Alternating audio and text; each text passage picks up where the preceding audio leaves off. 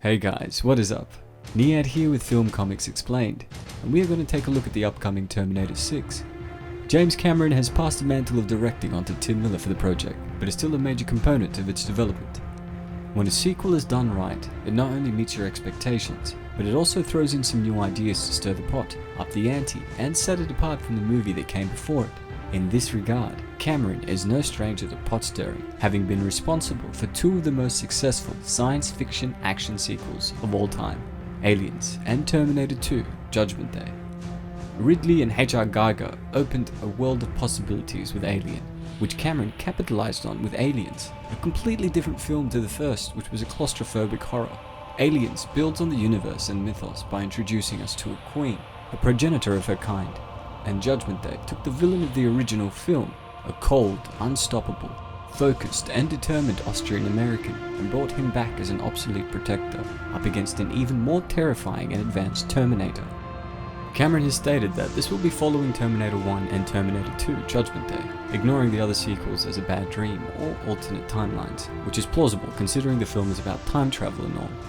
Arnie and Linda will be reprising their roles, and it's been revealed that the film will focus on a young woman, introducing us to new character arcs. Speaking to The Hollywood Reporter, he revealed that the insistence to ignore Terminator 3, Salvation, and Genesis was driven more by Tim than himself, stating that he was pretty agnostic about where they took it, so long as they revamp and reinvent it for the 21st century.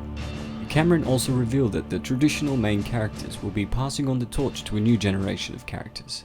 We still fall time in the story in intriguing ways, but we have Arnold's character and Linda's character to anchor it.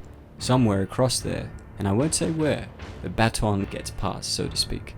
Cameron was pretty excited to be getting Linda Hamilton returning to the story, saying that he hoped Sarah Connor's return would send out a message about the lack of older female characters in action films.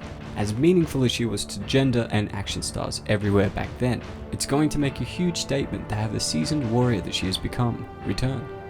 Hamilton had been offered the chance to reprise her role in other sequels and rejected them, having felt that the story had come full circle with the first two.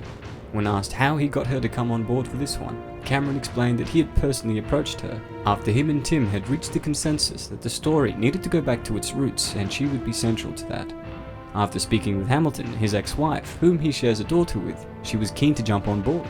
And Arnie, well, let's just say his response to being asked whether he was on board was this: I'll be back. This passing of the torch is similar to how The Force Awakens introduced us to Rey, Finn, and BB-8, while grounding the story with Chewie, Han, Leia, and Luke Skywalker, as well as the rich history that has come before it, with great reverence and skillful execution from J.J. Abrams. I love the Terminator franchise. The first two movies share a special place in my heart. Judgment Day in particular. Man, I must have clocked in at least 100 views in my youth, renting the movie out of the video store every week. The following sequels have been fun, but nothing special. Although I did like Terminator Salvation, as the setting of the film was the aftermath of Judgment Day. We only saw glimpses of it in previous films, so it was fun to finally see the film in the post-apocalyptic setting Sarah Connor had been trying so hard to avoid. I am excited for this upcoming Terminator film, which is scheduled for a 2019 release.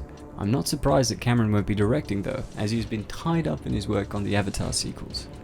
I'm curious to hear what you guys think about the upcoming movie, and am interested in hearing what your favorite Terminator film is. Also, just a heads up, I'll be releasing some new 28 Days Later, Aliens, and Godzilla over the next few days. As always, it's been a pleasure. Niat here with Film Comics Explained. Thanks for stopping by.